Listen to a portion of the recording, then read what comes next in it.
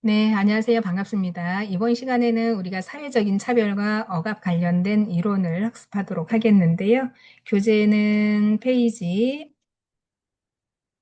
이번 시간에 기말고사 내용이 같이 들어가는 파트입니다. 그래서 교재는 219페이지를 보시면 되겠습니다. 자, 그래서 차별과 억압된 관련 이론에는 다문화주의와 페미니즘, 그리고 계층 이론, 그리고 이 관련돼서 사회복지 실천에서의 연관성을 살펴보도록 하겠습니다. 자, 우리는 사람이 살아가면서 사회적인 차별 안 받으신 분이 아마 없을 정도로 우리가 발생을 많이 한다라고 할 수 있겠죠. 그래서 차별이 이제 너무 이제 과하거나 어떠한 이제 억압에서의 문제가 생긴다라고 하면 사회적인 충돌이 생기는 거죠. 자, 그래서 우리가 개인과 조직과 국가가 개별적으로 갖는 욕망을 충동하기 때문에 우리가 사회적인 부분에서의 억압이라고도 이야기를 하고요. 또 충돌의 각 체계 안에서 여러 체계 간에 발생하기도 하는 것을 이야기를 합니다. 사회복지 현장 실천에서도 차별과 억압은 다양한 상황에서 발생이 되는데요.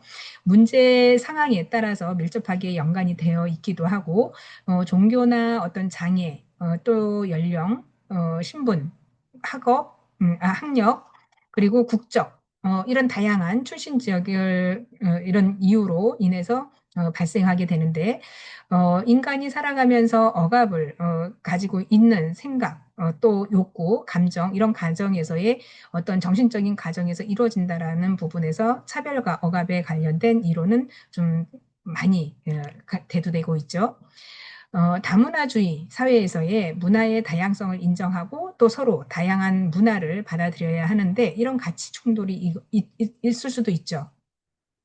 그래서 다문화주의에 대한 근대 국가 체계 안에서 탈전통의 사회 공동체에서 구성하는 전망에 대한 철학, 이론, 사회운동을 포괄한다는 점에서 지극히 논쟁적인 개념일 수밖에 없다라고 보는 거고요. 자유민주주의의 사회의 구성원이 개인의 권리를 보장받듯이 하나의 어떠한 문화 또는 소수자의 문화, 삶에 있어서의 충분히 보장받고 보호되어야 하는 것을 강조를 하는 것이 다문화주의라고 하는 것이죠. 그래서 다문화주의의 이해를 돕기 위해서 먼저 다문화에 관련된 주요 개념 이런 것을 정확하게 숙지하는 것이 중요하다라고 할 수 있겠습니다. 자, 그럼 주요 개념의 이론을 살펴보게 되면 세계화, 글로벌이라고 이야기하는 것처럼 세계화로 인해서 결정적으로 다문화의 중요성이 표면적으로 표출되면서 다문화주의의 어떤 민족주의적인 정서에 대한 도전, 그리고 근대성에 대한 인식론적인 도전, 세계화로 가져온 다양한 변화에 대해서 대응하기 위한 어떤 나타남을 우리가 세계화라고 얘기를 하는데 서구 이외의 지역에서 근대화라는 것이 서구화의 개념에서 일맥상통하기도 합니다. 그래서 세계화로 인해서 국제 간 사회나 경제적인 불평등, 문화의 정체성 이런 것들을 화두로 불러일으키는데 모든 사회가 그 안에 자리 잡고 또 문화적인 다양성, 정체성에 관련해서 규칙과 정치적 개입의 양상을 만들어내기도 하기 때문에 그렇습니다. 그래서 세계는 국경을 초월하고 또 경제, 환경, 정치 이런 모든 영역에서 연결되어 있죠. 그래서 하나의 공동체적으로 생각하는 거, 그래서 세계화의 물결, 세계 인류의 협력 이런 거를 지속해 해서 국가 간의 상호 의존성을 증가시키는 부분이기도 합니다. 자, 경제적인 기회를 목적으로 본국에서 타국으로 이주하는 사례가 지속적으로 발생되죠. 그래서 이런 구성원들이 상호 이해와 협력을 바탕으로 인해서 상위 수준의 목표 달성을 요구하기도 하는데 세계화 과정의 기원은 근대화와 함께 시작이 됐다는 견해가 있고요. 또 인류 역사 시작으로부터 진행된다라고 보기도 합니다. 그래서 특정 어떤 문화적인 측면에서 세계에 관한 논의가 활발한 반면에 경제 강대국 중심의 전 세계가 재편되고 있다는 비난도 있죠. 그래서 각자 그 나라의 강국이 어디냐에 따라서 힘의 원리가 거기에 쏠리죠. 그래서 지금의 힘의 원리가 쏠리는 데가 어디예요? 미국 같은 경우죠. 그래서 미국에서 뭐 관세 협상을 한다, 관세를 얼마만큼 부여한다, 막 이런 거는 강대국인 미국에서 갑질을 한다라고 보는 거죠. 자, 이런 것들이 강대국 중심의 세계가 재편되고 있기 때문에 그렇다라고 보는 거죠. 또 과학기술 발달로 인해서 획일적인 현상이 나타나기도 하지만 이게 표면적일 수도 있고 오히려 뿌리 깊은 어떤 문화의 다양성의 생활 방식의 차이는 여전히 비슷하다라고 보는 관점도 있습니다. 자, 그래서 우리가 주요 개념의 이론을 다문화 세계에서 세계화를 봤다라고 하면 지금은 이제 이주민에 대해서 좀 살펴보자라고 하는 거죠. 자, 이주민이라고 하는 이런 상황에 처해 있는 해외에 사는 한국 교포도 있을 수 있고 우리나라에 살고 있는 다양한 외국인들도 사실 이제 이런 이주민이라고 볼 수 있겠습니다. 자, 우리가 메이어스가 이야기하는 이주, 민의 이주를 설명하는 이론은 경제적인 경쟁론 또는 문화 기반론, 국제 관계론 세 가지를 들 수 있는데 경제적 경쟁론은 토착민과 이주민 사이의 경제적 경쟁을 초점으로 두고 시장 노동에서의 어떠한 그 주거 공간, 사회복지 서비스 이런 거를 놓고 쟁점을 벌이는 것으로 경쟁을 한다라고 하는 거죠. 자, 토착민은 그 나라에 원래 살았던 사람들인데 이주민이 오면서 예, 힘의 원리가 어디로 쏠렸어요? 이주민에게 쏠렸다 보니까 이게 어때요? 경쟁 관계. 그래서 어떤 이제 그 보이지 않는 그 차별 뭐 그런 거 있을 거 아니에요. 이념에서의 차이, 문화에서의 차이, 이런 것들이 이제 경제적인 경쟁론을 부추길 수도 있다라고 보는 거고, 문화 기반론 같은 경우에도 역시나 토착민과 이주민 사이에 나타나는 문화적인 갈등, 이런 거에 중점을 두는 거죠. 그래서 이들 간의 문화적 차이, 이런 다양한 여러 가지의 반응들이 여기에 포함될 수밖에 없다라고 하는 것이고, 세 번째는 국제 관계론인데, 나라마다의 국제 관계에 있어서 중요시하는 것은 자국민의 대한 이민 정책이죠. 난민 정책을 세운다는데 중점을 둠으로써 국가 간의 어떠한 이주가 경제 정치적인 민감성을 설명하기도 됩니다. 자, 지금은 이제 각 국가마다 국가의 나라에 사람이 없으면 그 국가는 마비가 되죠. 경제가 엉망이 되죠. 그러니까 산업 사회에 있어서 사람이 많이 있어야 어떠한 경쟁 부분에서 어떤 시너지 효과가 있는데 점점 인구가 소멸되는 국가들은 어때요? 그 어떠한 그 국제 관계에서 경쟁력이 점점 줄어든다라고 할 수 있죠. 그러면은 국가에서 그 자원이 없고 재원이 없는데 이 나라를 다른 나라 강국에서 인원이 부족한 나라에서 이 인원을 흡수해서 우리나라로 예를 들어서 이민 정책을 해서 받아준다. 난민 정책을 세운다. 그러면은 이 나라에는 뭐예요? 활기가 좀 더 솟아날 수밖에 없죠. 그동안에 뭐 예를 들어서 인원이 없어서 인구가 없어서 공장들이 문을 닫게 생겼을 때 새로운 인력이 여기에 이게 투입이 되게 되면 공장이 가동이 되는 거죠. 그러면 경제가 살죠. 경제가 살면 나라가 부강을 하게 되는 거죠. 자, 이런 원리라고 보시면 국제관계론에서도 예, 정치적인 부분에 있어서의 민감성 이런 거를 설명해 줄 수 있다라고 하는 거죠. 다만 여기에 따른 여러 가지 또 문제점이 많이 발생을 할 수도 있습니다. 자, 다문화주의에서 우리가 1960년대 말 서구의 시민권 운동을 기폭제로 시작을 했습니다. 그래서 1970년대 캐나다 그리고 스웨덴에서 다인종 국가에서 논쟁을 벌이기 시작했는데 다문화주의에 있어서 1989년에 냉전체제가 붕괴되면서 발전이 점점 더 중요하게 왔고 또 보수적인 다문화주의, 자유주의적인 다문화주의, 좌파 자유주의적인 다문화주의 비판적인 다문화주의, 뭐 분류를 다양하게 할 수 있습니다. 자, 이런 다문화주의의 인종 문화적인 집단을 하나의 독립적이고 폐쇄된 단위로 보고 집단 내의 차이를 제대로 반영하지 않음으로써 성차별이 난무하고 성별에 따른 권력과 이득이 불평등하게 분배되는 상황이 드러나지 못한다는 비판이 있다라고 하는 거죠. 자, 이런 다문화주의의 한계를 뒤로 볼 때 문화다원주의가 보완되고 있다라고 하는 거죠. 그래서 다문화주의를 보완할 수 있는 게 문화다원주의다라고 볼 수 있는데 우리가 문화에 있어서의 예, 그 다문화 관련해서 보안들은 결국에는 동화 이론이라고 하는 것들이 있어요. 동화는 이민자가 현지인들과 유사한 생활 방식에서 생활하는 것을 주장하는 것인데 파크가 이야기하는 동화 이론은 이민자들이 미국의 현지인과 관계에서 접촉하고 경쟁하고 화해하고 동화 과정을 경험하면서 미국의 주류 사회에 정착하는 것을 규명을 합니다. 자, 그래서 동아 이론은 1920년대 기준으로 당시 사회의 진보적인 이론이었다라고 볼 수 있는데, 백인 우월주의 학자들에 의해서 과학적으로 증명이 되고 정당화되었던 20세기 초에 미국의 사회에서 문화적 동화를 위해서 주류에 편입됐다라는 이론은 파격적인 주장이었는데, 동아 이론은 미국에서 흑인 테러단 이런 활동을 볼 때 제대로 적용되지 못했다라고 하는 거죠. 그래서 반동아주의적인 어떤 사상이 들어짐에 따라서 대변이 되는 것이 또 있고 동아 이론의 한계점을 드러내는 것일 수도 있다라고 하는 거죠. 자, 우리 문화에 케이팝 문화가 서서히 해외 시장에 뚫고 들어가면 이게 이제 한국 문화의 어떤 가수들이라던가 한류 드라마라던가 한류의 음식 이런 것들이 그 나라에 점점 많은 사람들이 한국 문화를 찾게 되게 되잖아요. 그런 것을 이제 동화라고 하는 것입니다. 우리나라에 예를 들면 어딜 가나 간판에 보면 지금은 한글뿐만이 아니라 영어가 거의 대부분인 한글 위에 작게 써 있거나 아니면 한글이 아니라 전체적으로 그 써 있거나 예를 들면 카페 같은 경우 있잖아요.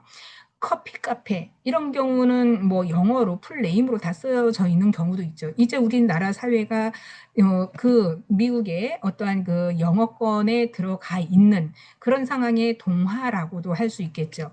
그래서 간판에 또는 어떤 이제 우리가 광고에 있어서 영어를 사용하지 않으면 왠지 좀 뭐라 그럴까요? 뭐 좀 허전하다라고 해야 되나? 누구든 다 영어를 집어넣게끔 그렇게 또 만들어졌단 말이에요. 그러니까 언제부턴가 우리나라의 한글에서 고유한 한글에서 영어라는 그 단어들이 들어오면서 이제는 입간판에서도 쉽게 얘기하면 영어라는 그 네임들이 많이 써 있다라고 하는 거죠. 그래도 이제 그게 별 이상하지 않다라고 하는 거죠. 벌써 이게 이제 동화가 되었다라고 하는 것으로 인식하면 되겠습니다.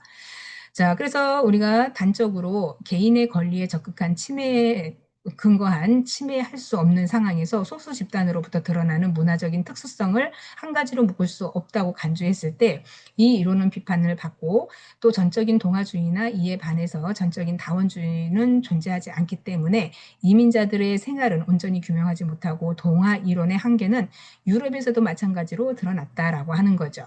그래서 유럽계 이민자들은 동아를 통해서 백인화가 가능했고 비유럽계 이민자들의 주 사회에서도 배척받아 동아가 불가능해졌다라고 하는 거죠. 이때 당시에는.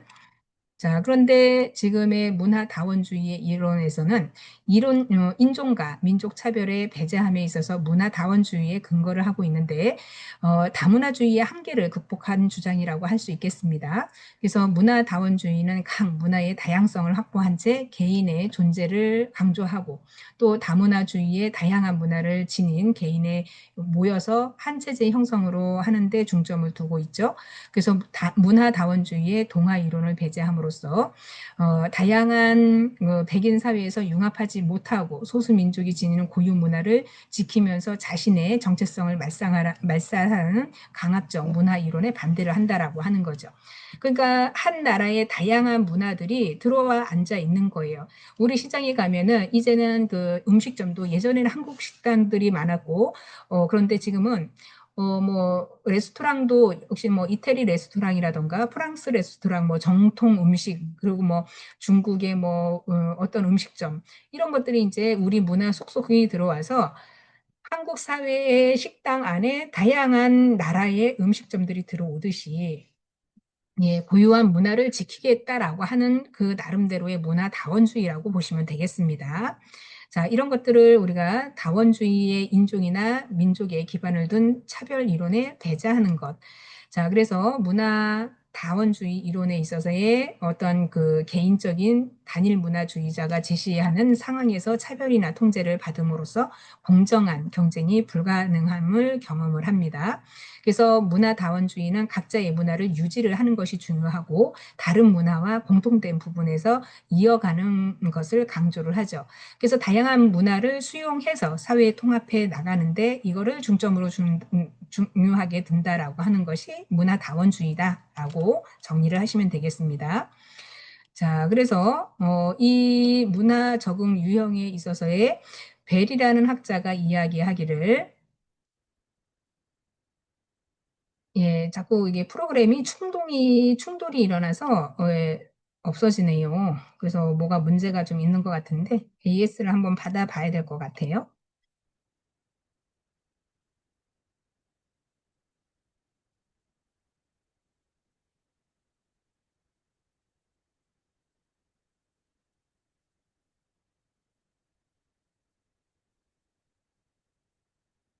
네.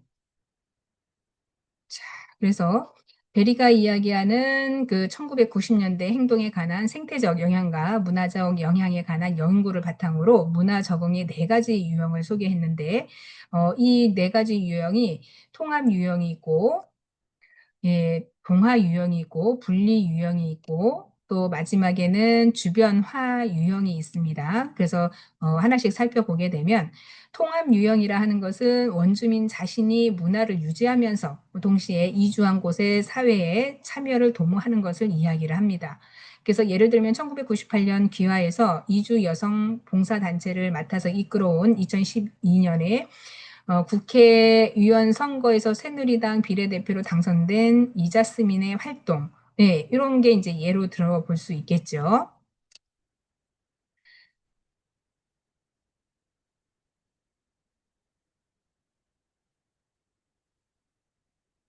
네, 두 번째는 동화 유형으로 새로 이주한 곳의 문화를 받아들이면서 자신의 원문화를 유지하는 데 소홀히 한다. 그래서 앞에 소개한 동화 이론에서 보듯이 일제가 한국 사람들의 억압을 해서 한국 문화를 버리고 일본 문화에 적게 하는 것을 이야기를 합니다. 자, 그래서 이것은 우리가 그 자신의 문화를 아예 없애버리는 거죠. 억압을 통해서든 아니면 사회적인 어떠한 부분에 있어서. 그런 것들이 이제 동화 유형이라 하는 것이고 분리 유형이라 하는 것은 원문화, 자신의 원문화를 고집하면서 이주한 곳에서 접하는 새 문화를 받아들이는데 인식하는 것을 이야기를 합니다. 그래서 내 문화와 다른 나라의 문화를 서로 내가 뭐예요? 그 문화에 있어서의 원문화가 우월하다고 고집하면서 이주한 곳의 문화를 받아들이지 않는 사람. 자, 그래서 배척한다라고 하는 거죠. 그래서 내 문화를 그냥 소중하게 한다라고 느끼는 이런 분리 유형을 가지고 이야기를 하고요. 네 번째는 주변화 유형이라 해서 소외 유형이라고도 하는데 자신의 원문화를 유지하는 데나 이주한 곳의 새 문화를 받아들이는 데도 인색하는 경우. 자, 그래서 이민 사회에 적응하지 못할 뿐만 아니라 함께 이민한 사람들과도 어울리지 못하고 부적응한 사람을 갖다가 주변화 유형이라고 합니다. 자, 이렇게 우리가 통합 유형은 현지와 모국 문화에서 모두 잘 적응하고 동화 유형은 모국의 문화보다는 현지 문화에 적응하는 정도가 높고 또 분리 유형은 모국 문화에 대한 애착 이런 것들이 더 강하고 주변 환경 이런 주변의 어떠한 유형화의 모국과 현지 문화에 모두 적용하지 못하는 것을 이야기를 합니다. 자, 이렇게 각자의 유형들이 이렇게 특성이 있죠. 자, 이런 상황에서 결국 문화 변용이라고 하는 것으로 설명할 수 있는데 문화 변용은 두 개 이상의 상이한 문화가 배경을 지닌 개인이나 집단의 접촉에 의해서 기존의 문화적 형태 이런 것들을 변화가 발생한다라고 하는 현상을 일컬어서 문화 변용이라고 합니다.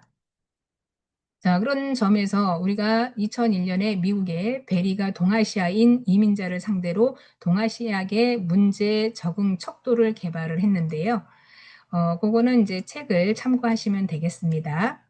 자, 그래서 우리가 인간과 사회를 바라보는 관점은 하나되기 입장입니다. 그래서 다문화주의의 다양한 문화를 인정하면서 결국 국가는 민족이나 인종 이런 것을 존재하는 것을 강조를 하는데 또 더불어서 문화주의에 대한 다양한 문화를 우리가 지닌 소수자들의 삶을 보장하는 데 초점을 맞추고 있죠. 또 그들의 정체성과 관련해서 정체성은 언어를 통해서 나타나기도 합니다. 왜냐하면은 언어는 구체적인 개념인 도구를 사용하고 있기 때문에 그런데요. 우리나라의 이주 여성이 하루빨리 내국인과 섞여서 한 체제를 이루어 나가기를 원하는데 이와 같은 입장은 문화 다원주의에 반하는 것이라고 볼 수 있겠습니다. 자, 그래서 우리가 문화 상대주의 입장에서의 다른 문화를 존중하고 그 문화의 시각에서 평가해야 한다는 관점을 가지고 있는데, 문화 상대주의에 있어서는 우리가 그 다문화주의와의 구별을 해야 되는데, 다문화주의의 한 사회에서 여러 문화를 인정하는 것, 그리고 상대주의적인 입장에서는 서로의 독특한 문제를 교차해서 인정하는 것. 그래서 한국 사람이 개고기를 먹는 것과 프랑스 사람들이 오리고를 깨먹는 음식 문화가 서로 받아들이는 것이죠. 그래서 모든 믿음이 개별 사회의 상대적이고 비교 대상이 될 수 없다는 맥락에서 문화 상대주의의 이해를 해야 된다라고 하는 거죠. 그래서 어느 문화든지 가치가 있고 정당화가 있기 때문에 그렇다라고 보는 거고요. 이 문화 상대주의 입장에서는 상대방을 존중함으로써 문화 상대주의와 상대주의를 문화적인 부분에서의 존중. 근데 이런 데에서 매몰됨으로써 자칫 고유 문화와 정체성을 희박하게 하는 한계도 있다라고 지적을 합니다. 자, 실제 적용의 한계를 보게 되면 결국에는 다문화주의가 내건 어떤 슬로건에 대해서 매우 긍정적이거나 실제 적용에서의 다문화주의를 지지했던 공동체주의자들로부터 부의 재분배라는 본질적인 정치 사회적인 과제를 도외시한다는 비판을 받을 수 있다라고 하는 거죠. 그래서 다문화주의가 사회 통합의 어떤 원리로 기능하지 못함을 드러내기도 하고 또 한계점은 다문화주의에 반하는 단일 문화주의가 각 민족의 어떤 고유 전통 따위를 보수하기 때문이라고 할 수 있겠습니다. 자, 그래서 다문화주의가 민족적인 단일 문화주의를 배제함에도 다문화 국가의 어떠한 그 단합을 해치거나 아니면 사회 분열을 조장시킨다거나 비판을 받는 세력도 있다라고 하는 거죠. 자, 그래서 뭐 극우 세력이 발생하기도 하는 것이고요. 자, 그래서 우리가 단일 문화적인 자유주의의 입장을 고수하는 것인데 이런 맥락에서 문화적인 차이보다는 문화적인 다양성을 사용하는 것이 바람직하다라고 보는 것이 바로 다문화주의에 대한 이해를 함으로써 이게 동아주의적인 정책이 수립하는 경우가 많은 현실에서는 다문화주의의 개념이 일반적으로 확산되지 못하고 있음을 보여주는 실제라고 볼 수 있겠습니다. 자, 우리가 이제 두 번째는 페미니즘에 관련돼서 학습을 하는데요. 페미니즘은 여성, 남성, 요 차별에 관련된 내용이라고 볼 수 있겠습니다. 그래서 페미니즘은 여성의 어떠한 그 여성주의적인 거를 이야기해요. 그래서 여성주의, 여성 우월주의, 페미니즘이라고 보시면 되겠습니다. 자, 여성 페미니즘이라고 하는 성별에 의해서 차별을 없애고 여성의 사회, 정치, 법률적인 지위와 역할 확대를 주장하는데 주의나 담론이나 이론이나 운동 이런 것들로 설명하고 있습니다. 그래서 여성주의라고 하는 이 페미니즘은 성적 불평등을 극복하려는 이론과 실천으로 이해할 수 있는데 사회적으로나 정치적으로 소외됐던 여성의 위치를 드러냄으로써 바로잡아야 한다는 그런 것을 이제 노력하겠다라고 하는 주의입니다. 자, 그래서 페미니즘의 이론에 좀 가까이 우리가 살펴보게 되면 노동과 성역할, 그래서 페미니즘에서는 노동에 관한 이해는 생산성과 소비에 치중하는 자본주의의 금욕적이고 의무와 권리를 연상케 하는 계몽주의 방식으로 벗어나서 페미니즘의 몸 자체가 섹스얼리티라고 하는 장에서 노동의 수행하는 주체이고 장이라는 인식에 바탕을 두어서 강조를 하는데 특히 사회복지에서는 빈곤을 중요하게 다루고 있어서 노인은 빈곤과 밀접한 관계를 가지고 있고 나아가 사회복지 실천에서 중요한 함의를 지닌다라고 하죠.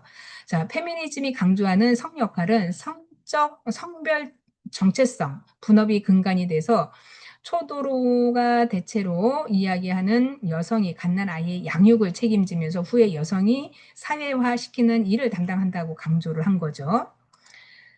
그래서 여성에게는 모녀 관계의 가장 중요한 내용이라고 되고 여성의 역할은 성역할에 있어서의 사회화에 영향을 미친다라고 보는 거죠. 그래서 남성과 여성이 각기 남자다움과 여성다움을 다르게 획득하고 이에 따라서 형성되는 성 정체성과 성 역할이 연관되어 있다라고 보는 시선입니다. 그래서 여성은 자녀의 어떤 분리와 또 자신만의 관심거리가 없고 자녀의 행복이 관심이 모든 것이라고 하는 기본 기대 구조를 갖게 한다라고 하는 거죠. 그래서 이 구조에 있어서 여성은 자신이 돌보는 일의 일반화 그리고 여성의 모성적 자질을 어머니가 됨으로써 관계되는 일까지 모두 확장돼야 된다라고 하는 믿음으로 일반화시켰다라고 하는 거예요. 그러다 보니까 여성이 성별의 노동의 분업의 기초를 이루고 여성의 성격과 능력이 아니라 남성 지배에 관련된 이데올로기적인 성향에서 바탕을 둔다라고 하는 거죠. 가사 분담에서의 젠더 관점에서의 설명하면 젠더 보상 이론, 사회화된 젠더 역할이라고 하는 결과에 가사에 대한 노동의 접근함을 의미를 합니다. 그렇기 때문에 부부간의 가사노동 분담에 있어서 젠더 수행적이라고 보는 거고요. 가사노동은 여성이 남성보다 얼마만큼의 소득을 벌어오는지는 상관없이 사회적으로 구축된 젠더 역할에 의해서 결정된다라고 보는 것이죠. 결론적으로 젠더 보상 이론은 일반적으로 여성이 남성보다 가사노동을 더 많이 수행하는 이유가 젠더 효과 그 자체에 있다라고 봄으로써 남녀 불평등이 발생한다라는 거예요. 자, 그래서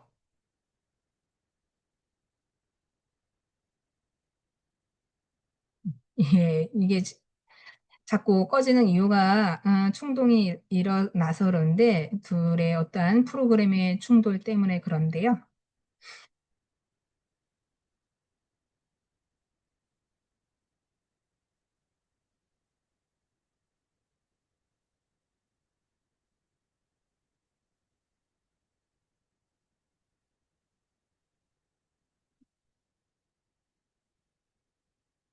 자, 그래서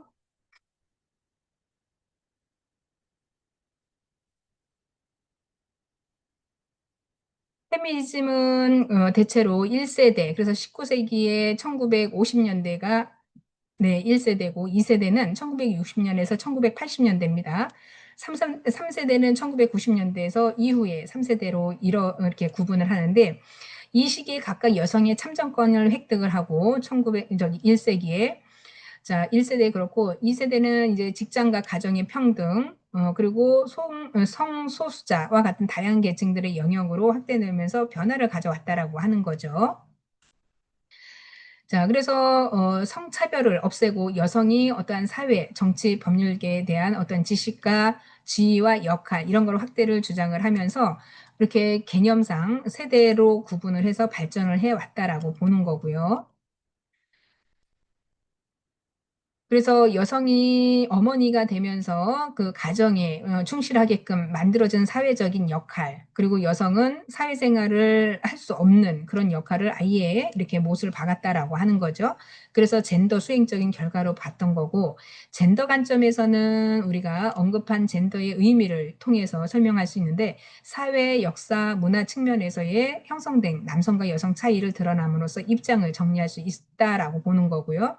그래서 보육과 육아에 대해서 탈가족화는 물론 전통적인 성별 분업을 해체하면서 여성의 노동시장에 참여할 수 있음을 정당화할 수 있는 것이 바로 젠더의 관점이라고 볼 수 있는 거죠.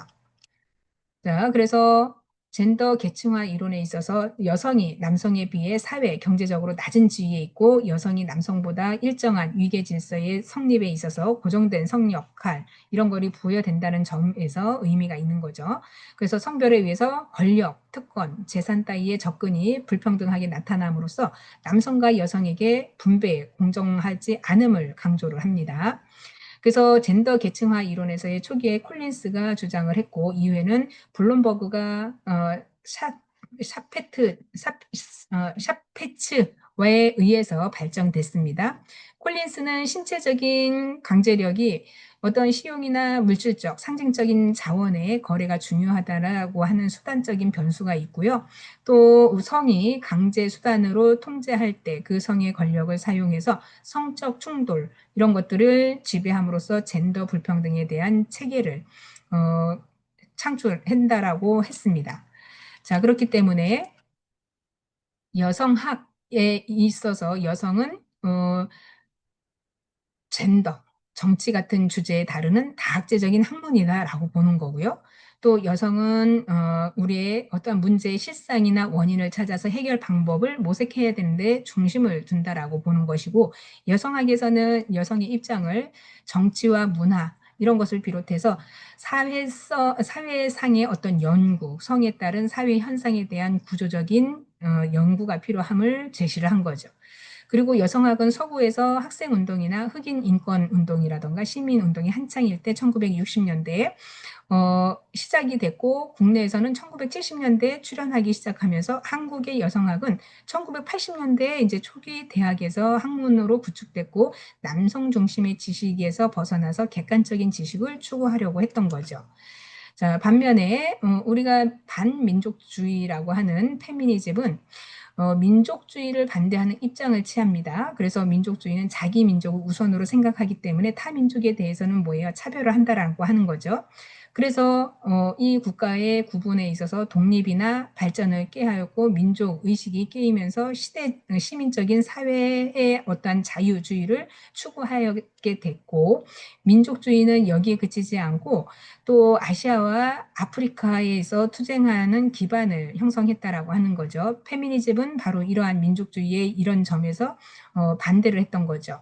그래서 요약하자면 페미니즘, 여성주의에 있어서의 근대 민족주의 기회에서는 여성이 배제되거나 남성에 있어서의 차별적 방식을 통합됨을 제거함으로써 페미니즘은 민족주의를 반대한다라고 하는 측면인 거죠. 자, 그래서 반가부장제. 그래서 페미니즘은 가부장제에 관련된 입장을 반대를 하는 거죠.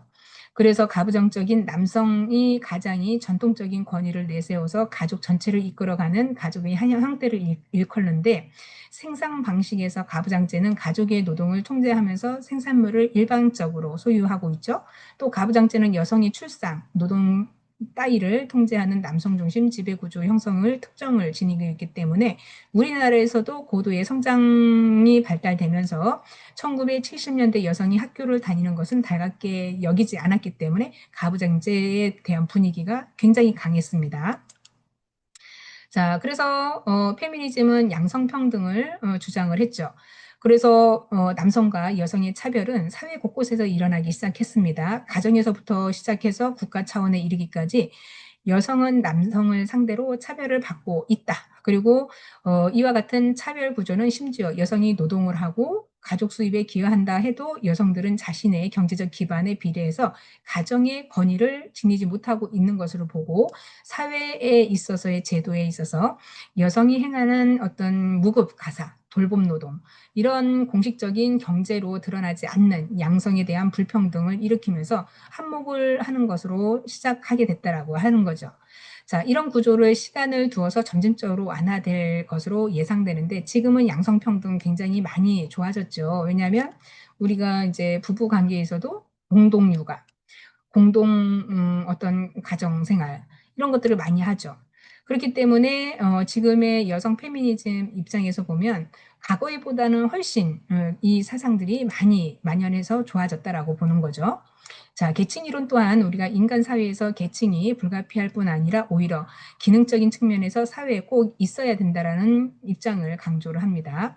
자, 이런 입장에서 아이들이 싸우면 큰일이다. 옛말에 뒷받침한다라고 하겠음이라고 하지만 계층 이론은 불평등의 어떠한 결과로 발생한 사회적인 현상을 이해하는 데 도움을 줍니다.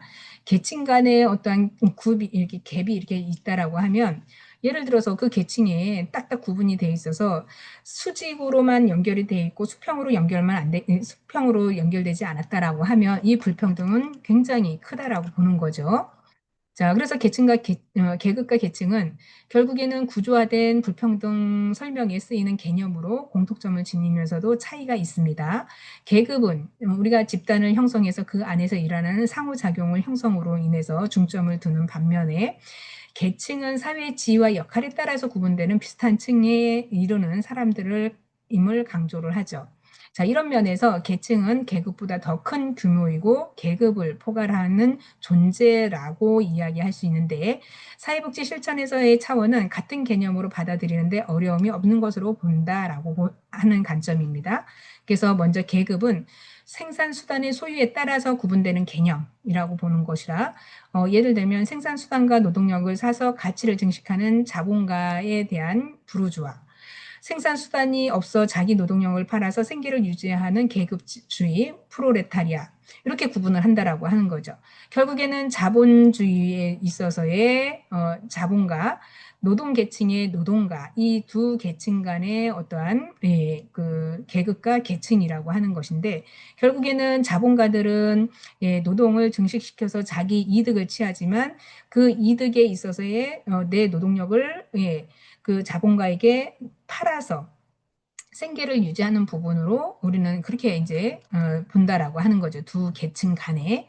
자, 특히 계급은 개인과 어떠한 개인, 집단과 집단에 맺는 착취, 지배에 있어서의 관계를 보여줌으로써 불평등의 원인을 규명하는 데 도움을 줍니다. 따라서 노동자 계급이 궁핍해서 자본가 계층의 부를 축적하는 것이 노동력이라고 한다면, 상품을 소비해서 가치를 창출해서 그 과정에서 노동이 창출한 일부 부분에서의 자본가가 독점하기 때문이라고 보는 거죠. 그래서 자본가는 자본의 어떤 재생산을 위해서 공권력이나 소유권 중심의 법 같은 국가기구를 갖추어서 그 노동자를 지배하고 통제한다라고 하는 것을 하는 것입니다. 그래서 이런 계층 간에 있어서의 정치, 경제, 사회 특징적으로 우리가 어떠한 사람들을 나열해서 적당한 수준에서 위계를 두어서 상류층, 중류층, 하류층 따위로 분절한 것을 의미를 합니다. 결국에는 이렇게 계층 간의 어떤 이제 우리가 재산상에도 그렇잖아요. 재산이 많고 적음을 이제 이렇게 계층으로 나누는 경우도 있고, 사회적인 신분, 그래서 뭐 많이 배웠냐 덜 배웠느냐에 따라서의 빈부격차의 차이, 이런 것들이 있을 수 있다라고 보는 거죠. 자, 그래서 계급과 계층 사이에 어떠한 관계가 배제된 계층의 특징을 보게 되면, 고소득층과 저소득층으로 나뉘는 중산층이라는 집단이 더해서 더욱 뚜렷한 어떠한 계층 간의 그 계급이 나눠진다라고 보는 거고요. 그렇다라고 하면 계층 이론의 전제를 살펴보게 되면, 고전적인 이론에서는 마르크스가 베버와 의해서 만들어진 이론인데, 이런 것들이 체계화된 것은 아니고 후세의 연구에 의해서 정리된 것입니다. 그래서 고전 이론에서는 계층 간의 불평등의 이유로 경제적인 기초, 권력, 부, 위신 따위를 획득하는 데 필요한 기회의 부족을 두어 있고, 마르크스는 사회불평등 체계를 둘러싼 인간의 갈등, 사회 변동에 대한 사실을 드러냄으로써 사회불평등 체계가 인간의 정의롭지 못함에 영향을 준다는 사실을 강조를 한 거죠. 그래서 자본주의 사회에서 소외되고 무의미한 노동이 생산적이고 자유로운 노동으로 전환시켜야 한다는 점에서 고전 이론이 여기에 필요한 거고요.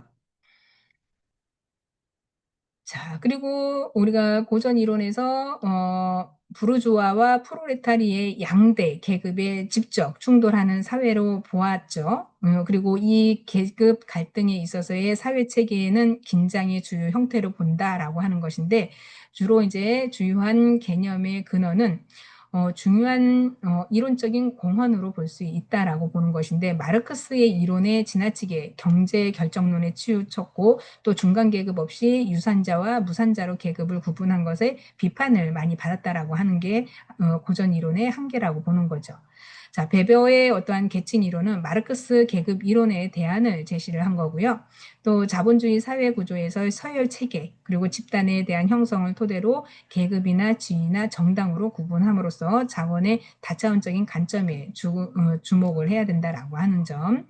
그리고 고전 이론에 있어서는 마르크스가 사회 구조의 불평등의 긍정적인 토대가 경제적인 것이라고 판단했다라고 하면, 베버는 비경제적인 사회의 어떤 영역, 단순히 경제적인 것에 종속되지 않은 것에 의해 결정된다라고 한 거고요.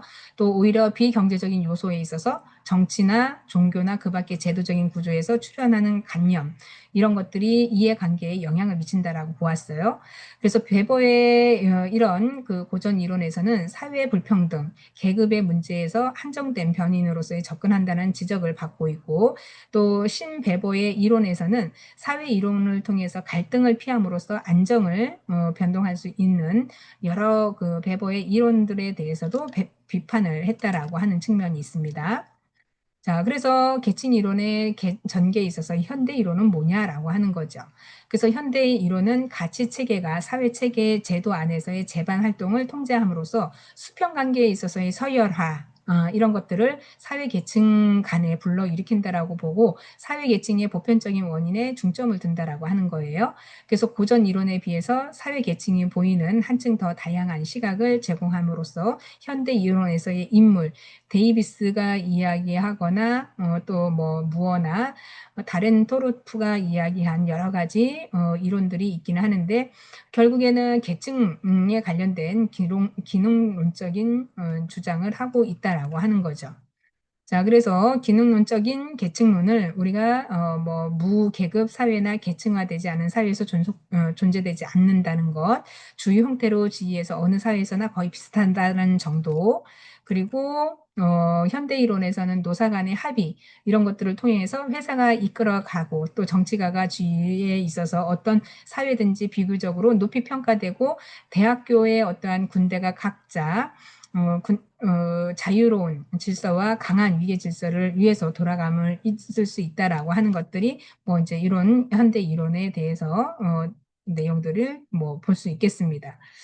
자, 그래서 우리가 신마르크스 이론주의 또한 신마르크스도 경제 결정론의 입장을 비판을 하고 계급주의 이분법적인 부분에서의 중간 계층에 대한 개념을 중시함으로써 인간 소외나 탈인격화, 개인화 같은 여러 가지 문제에 대해서 인본주의적인 요소를 강조하면서 나타나는 것이 바로 신마르크스 이론이라고 하는 건데요. 신마르크스 이론의 주요 인물에는 플란차스와 라이트가 있는데, 이 플란차스 같은 경우는 신중간 계급에 있어서 지칭되는 신푸티 부르아주에 속한 화이트 칼라와 노동자를 개인주의와 직업 승진, 노동조합 보직화에 대한 반감, 부르주아의 지위에 열망을 감싸는 경향이 있다라고 강조를 한 거죠. 자, 그래서 신마르크스주의의 이론에 관련돼서 기본 세 가지 명제가 있습니다. 그래서 계급의 어떠한 투쟁을 외부에서 규정할 수는 없고 또 사회 분업의 객관적인 위치를 나타내고 경제적인 수준에서뿐만 아니라 정치적, 이념적 수준에서 구조적으로 결정된다라고 보는 거죠. 자, 이렇게 신마르크스의 이론에 대해서도 살펴보았습니다. 자, 그래서 뭐 중요한 거는 결국 신배버주의도 있고요. 그래서 우리가 좀 알아야 될 것은 음, 이런 거는 뭐 그렇게 크게 중요한 내용이 아니기 때문에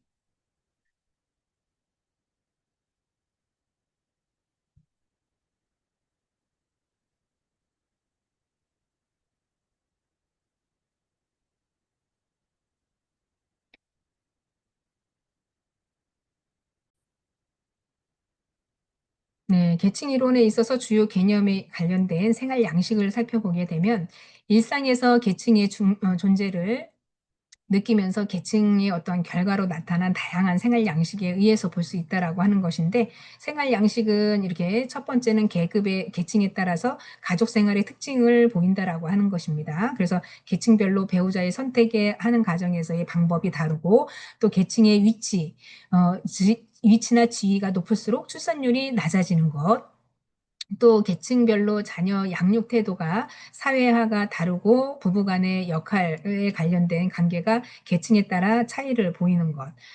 이런 것들이 이제 생활상의 어떠한 특징으로 보이는 거고요. 두 번째는 사회에 관련해서 건강과 사회 생활의 기회를 달리 나타난다라고 하는 것인데 계층별로 아동의 성장 발육, 영양 상태가 크게 다르죠. 의료 이용 형태도 달라집니다. 그리고 또 계층별로 우리가 생활 수준이 향상되면 사망률이 저하되죠. 그 효과로 상류층이 먼저 나타나고 이어서 하류층의 파급이 된다라고 하는 것. 계층별로 생활 양식에 따라서 세 번째는 생활 양식이 달라지는 것이 이제 모든 우리가 기본 생활에 있어서의 생활 양식이 계층별로 차등해서 나타난다라고 하는 것인데 의복에서 사람의 사회적인 계층, 신분 나타나는 지표가 되기도 하죠. 주거 생활에서의 계층 간의 차이는 더욱 명료하죠. 그래서 뭐 명품 아파트에 사는 사람이나 빌라촌에 사는 사람 아니면 쪽반촌에 사는 사람 이런 것들이 바로 사회적인 계층 양식이 달라지는 그런 대표적인 사례라고 볼 수 있는 거고요.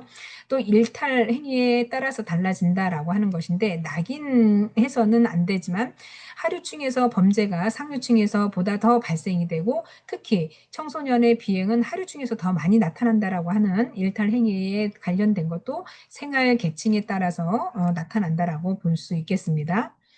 자, 계층별로 나타나는 생활 양식에 우리가 동일한 비행이라도 상류층의 자녀들은 형사처벌을 받는 것에서 쉽게 모면될 수 있지만 하류층의 자녀는 그렇지 못한다라고 하는 경우가 잦다라고 하는 거죠.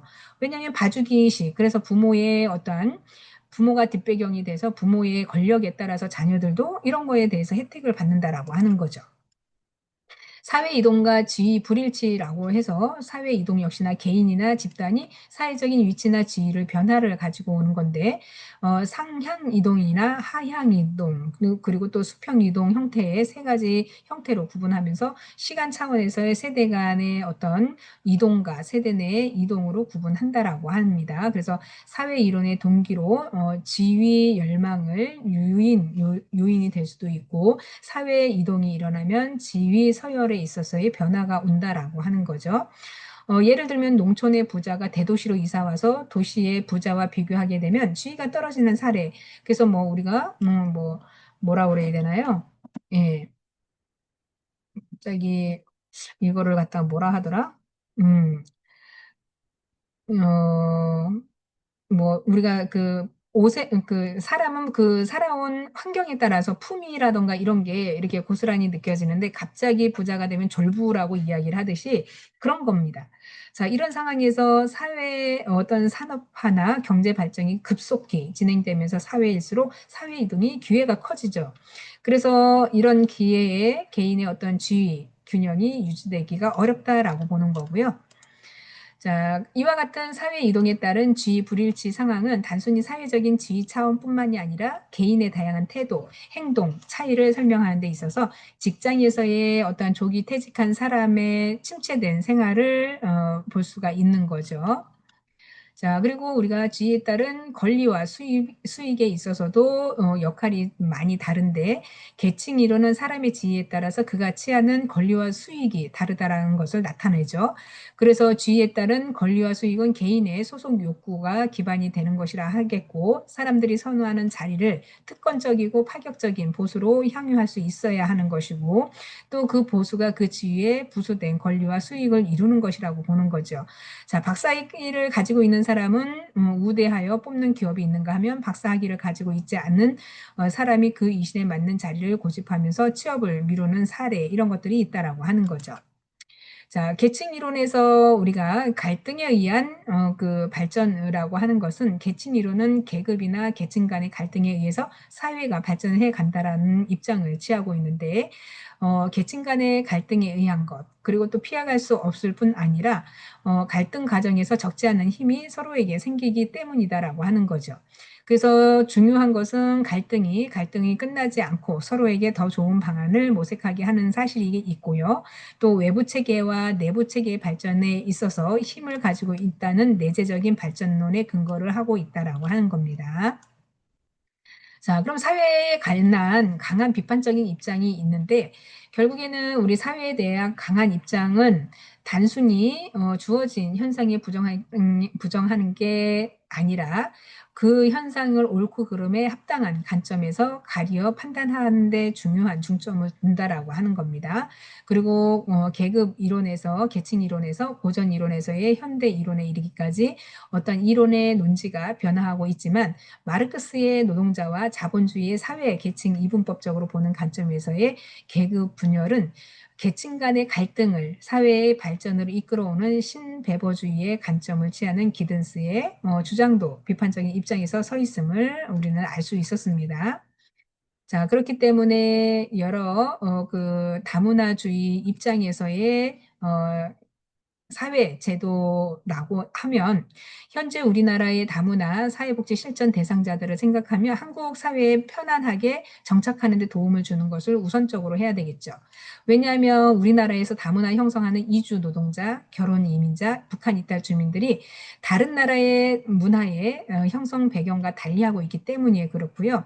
또 사회복지사는 다양한 다문화 사회 당사자와 관련해서 제도를 숙지해서 이들 당사자들이 합당한 서비스를 지원하고 또 나아가 문제가 되는 부분을 뜯어 고치고 일에 적극적으로 대응해 나가야 한다라고 보는 거죠. 왜? 이 사람들이 한국 문화에 완전하게 적응할 수 있도록. 자, 우리나라에서도 사실상 노무현 정부 이전부터 단일 민족을 강조해 왔고 이 무렵부터 외국의 어떠한 이주자가 급증함에 있어서 단일 문화에서 전통적인 어떤 문화 개념, 강한 통일성, 한민족 강조, 또 다른 문화와 구분되는 경계를 강조해 왔었는데 지금에 와서는 이런 그 다문화 사회복지 제도는 당사자에게 어울리는 제도를 마련하는데 한계가 있었다라고 하는 거죠. 단일 민족 국가에서는.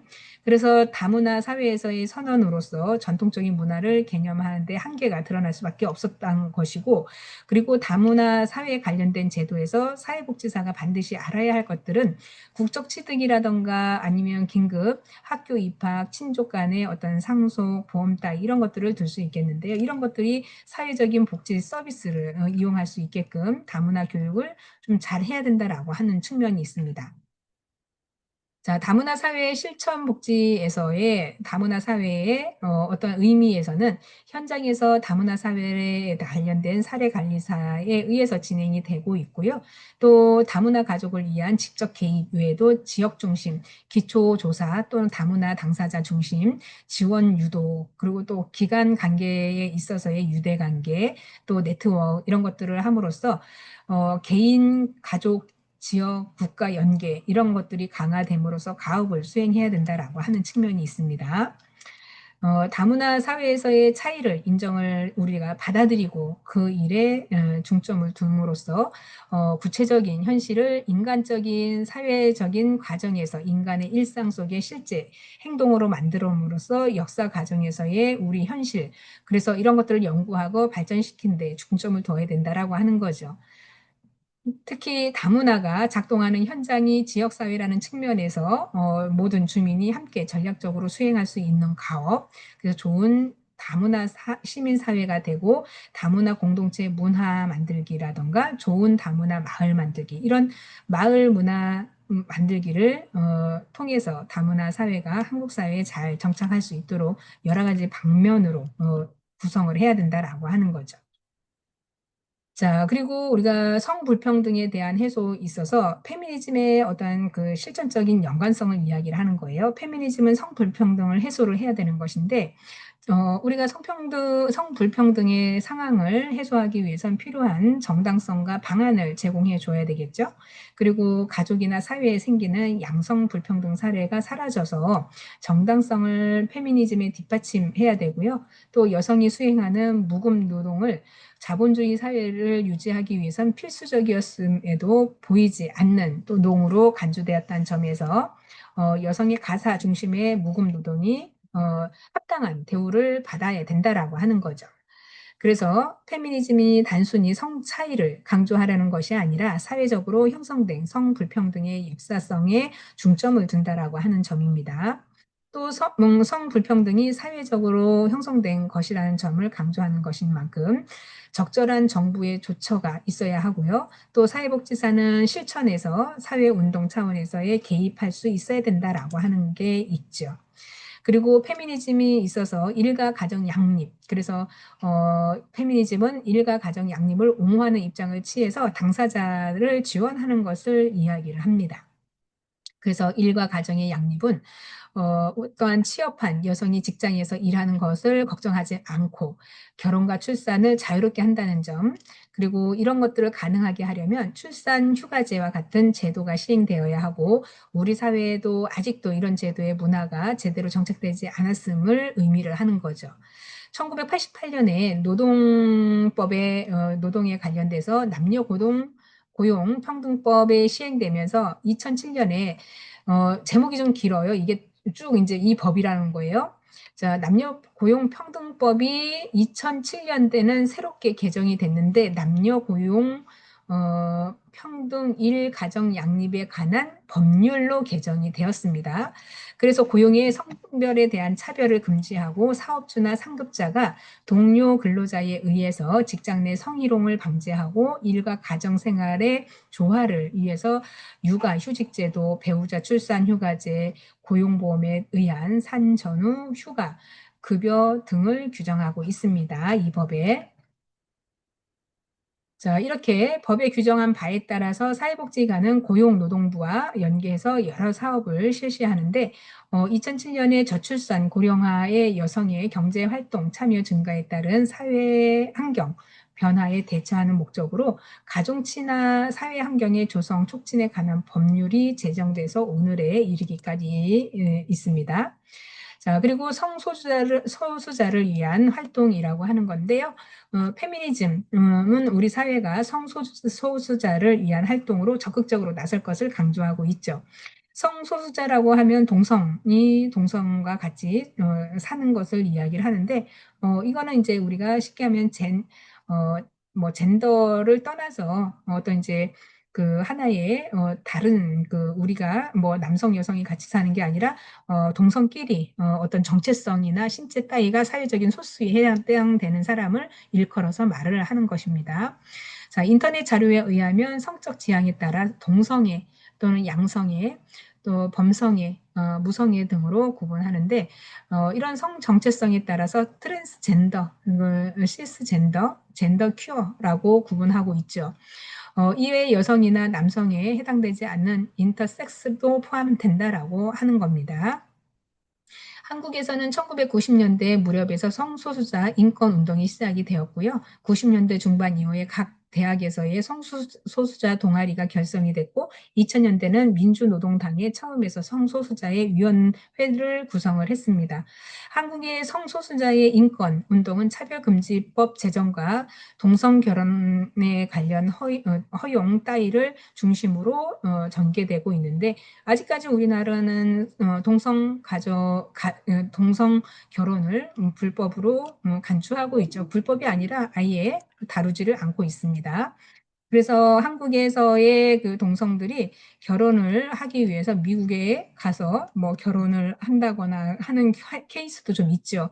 그런 사례도 종종 우리가 이제 매스컴에 찾아보면 있는데요. 대표적인 사례가 이제 어, 제가 이제 강의를 하면 그 사례를 좀 많이 보여주기도 하는데 동성끼리 같이 살면서 이제 여성들인데요. 여성 두 분이서 같이 살면서 이제 결혼을 다른 나라에서 이제 결혼 증명서라고 해서 우리나라는 뭐 혼인신고 제도 이렇게 하는 거지만 다른 나라는 결혼하게 되면 그, 그 자체 지방 자치 판사나 그 종교 뭐 이제 둘이 결혼하면 이제 그 입증을 해주는 서류인데 그 서류들은 우리나라에 뭐 어떠한 강제성이나 그런 게 없죠.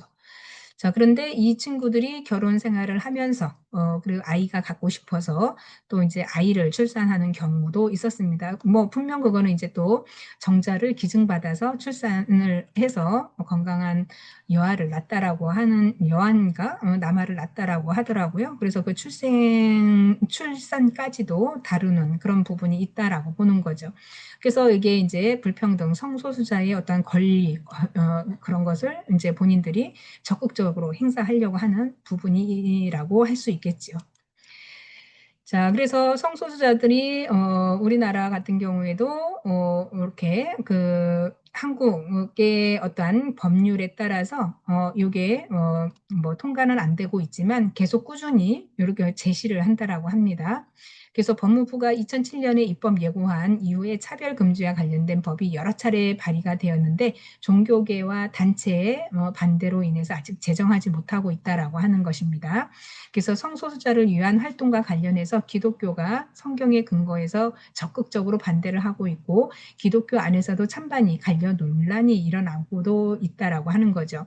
자, 사회복지사는 성소수자를 위한 옹호자의 역할을 비롯해서 개입할 수도 있겠는데 이때 자신이 처한 종교적인 입장에 의해서 딜레마에 빠질 수도 있다라는 내용이죠. 자, 불평등 원인의 규명에 있어서도 계층 간의 어떤 사회에서 일어나는 불평등의 원인을 규명하고 도움을 주는 것인데 한정된 자원에 인간이 한없는 욕망에 의해서 이루어지는 것이죠. 그래서 계층 간의 형성에 있어서 불평등 상황이 더욱 거시적으로 드러나게 되고 또 불평등의 원인을 찾아서 규명하는 데 있어서 사회복지 제도의 개선에 어떤 함의를 제공할 수 있다라고 하는 거죠. 자, 그렇다라고 하면 사회복지 제도의 개선은 어떻게 해야 되냐라고 하는 거죠. 그래서 사회복지 제도 개선의 여러 방면에서의 가능성이 있고 또 자녀복지에서 보편복지로 발전하고 있는 가운데 사회복지 제도의 개선이 나아가야 된다라고 하는 것, 그리고 사회복지 실천을 통해서 제기된 문제를 해결하기 위해서는 사회복지 제도의 개선이 되어야 된다라고 하는 점, 그리고 계층 이론에 대한 문제의 원인을 찾고 사회복지 제도의 개선점을 정당성을 확보하는 데 도움을 주는 것. 그래서 계층 이론의 적용을 강조하는 것은 사회복지 제도나 어떤 사회복지 실천에 있어서 대부분 당사자들이 그들이 처한 환경, 원만한 관계를 형성하기보다는 갈등 관계에 놓여 있기 때문이다라고 보는 거죠.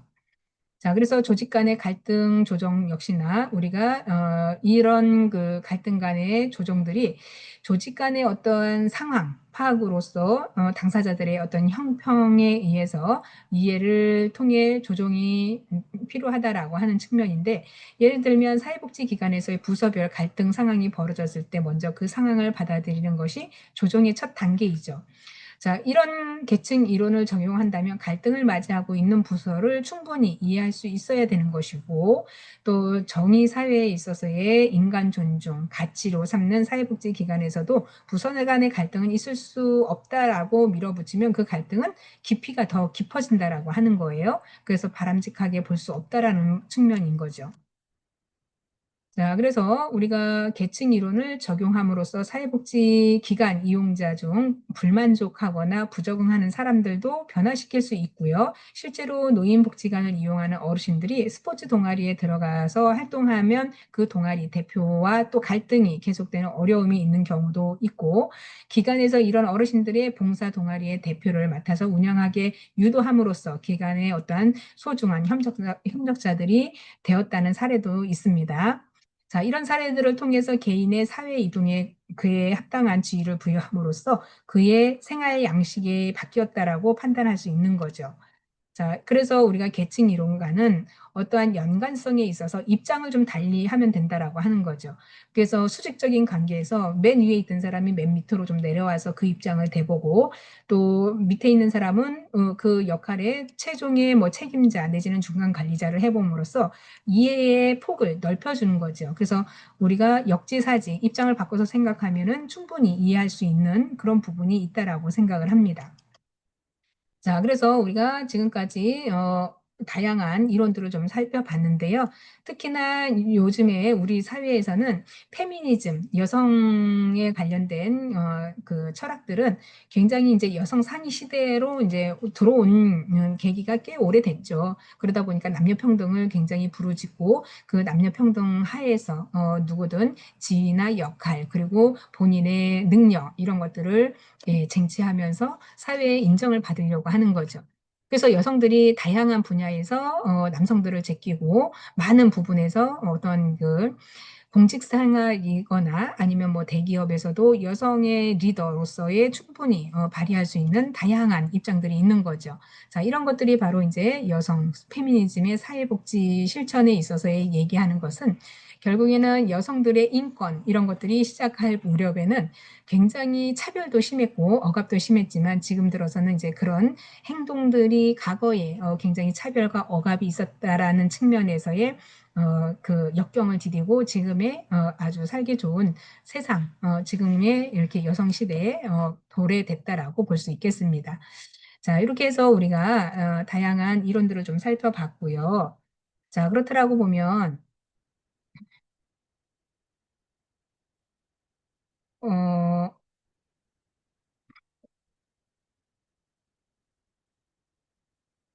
네. 자, 요, 그 챕터 종교와 관련해서 문화와 영성, 요거를 한번 좀 살펴보도록 하겠습니다.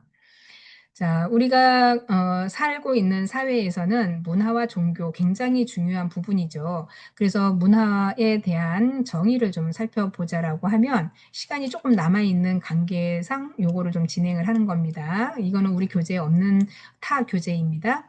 자, 그래서 문화의 정의를 보게 되면 사회 전체적인 삶의 방식에서 한 사회 집단의 생활 양식, 그래서 인간이 만든 총체적인 환경이라고 하는 것을 이야기합니다. 그래서 타일러가 얘기하는 거와 알렌이 얘기하는 거, 이런 거 뭐 등등이 있는데, 타일러가 이야기하는 대표적인 거를 한번 살펴보게 되면, 타일러는 지식과 신앙, 예술, 도덕, 법, 규범, 간섭 이런 것이 이제 한 인간의 한 구성원으로서 획득하는 능력과 습관의 복합적인 총체라고 이야기를 했습니다. 알렌이 얘기한 것도 역시나 문화에 있어서의 사람들의 업적, 또 기여의 총체에서 예술이나 음악, 문학, 건축, 기술, 과학적인 발견, 정치 이런 것들이 포함해서 사람들이 살아가면서 삶의 방식에서 의식주를 비롯한 사회 조직으로부터 타인에게 갖는 태도, 전통 등을 의미를 하는 것이 이제 문화의 정의를 내렸다라고 보시면 되겠습니다. 자, 그래서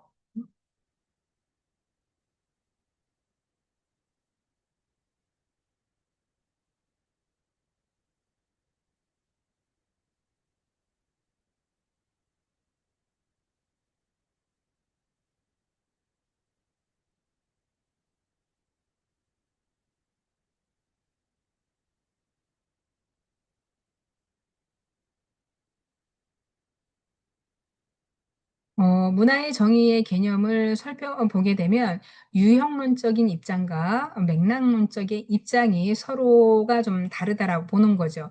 유형론적인 입장에서는 보편적인 측면을 강조했고 이런 데에서는 일상생활이 일어나는 사건보다는 인간 행동과 사고에 대한 심층 구조를 문화로 규정을 했다라고 보는 것이 유형론이고 맥락론에서의 입장에는 문화란 구체적인 양식, 생활 양식과 관념적인 체계에서 모두 포함하는 복합적인 총체다라고 해서 일상생활에 나타나는 구체적인 삶의 모습, 표층적인 인간 행동, 사고에 인한 상황을 문화로 규정했다라고 보는 거고요. 그래서 문화의 특성을 보게 되면 어, 디만이 이야기하는 그 문화의 특성에 있어서 문화는 학습된다라고 하고 문화는 변하고 또 문화는 인간의 삶에 대해서 보편적인 사실이라고 예, 정의를 했죠. 그래서 문화라고 하는 것은 공동의 어떠한 공유되는 부분이 있고 문화는 학습되고 또 문화는 지속적인 동시에 동태적인 부분이다, 움직인다라고 하는 거죠. 그래서 문화와 규범을 제공한다라고 하는 부분이 있습니다. 그래서 문화에 대한 관점 역시나 총체적인 관점과 상대론적인 관점, 비교 관점이 있다라고 하는 측면으로 그냥 좀 살펴보시면 될 것 같고요. 그래서 아까 우리가 이야기했던 다문화와 다문화주의에 있어서의 다문화는 여러 나라의 문화를 연결시켜서 반영하고 적응하고자 하는 각 문화의 차별화를 강조하고 문화의 다양성을 추구하는 것을 다문화라고 얘기를 했죠. 그래서 인종이나 민족, 문화적인 다원화에 대한 인구학적인 현상을 이야기했고, 사회 문화적인 다양성을 긍정적으로 인식하면서 가치 있게 여기고 존중하려는 사회적인 이념이 있다라고 보는 측면, 그리고 문화의 그 다양성을 보호하고 인종이나 민족, 국적에 따른 차별과 배제 없이 모든 개인에게 평등한 기회를 접근할 수 있도록 보장하는 정부 정책과 프로그램들이 있어야 된다라고 하는 거죠. 그래서 타일러가 이야기한 다문화주의에 대한 정의도 역시나 소수 집단의 문화와 민족성을 동등하게 가치로 인정하는 것, 그래서 인정의 어떠한 정치라고도 불렀다라고 볼 수 있죠. 자, 그래서 종교적인 측면에도 역시나 본질적인 정의와 기능적인 정의로 살펴볼 수 있는데요. 본질적인 종교라고 하는 것은 우리가 가지고 있는 몇 개의 기본적인 공통 요소를 종교와 종교가 아닌 것으로 구분하는 것.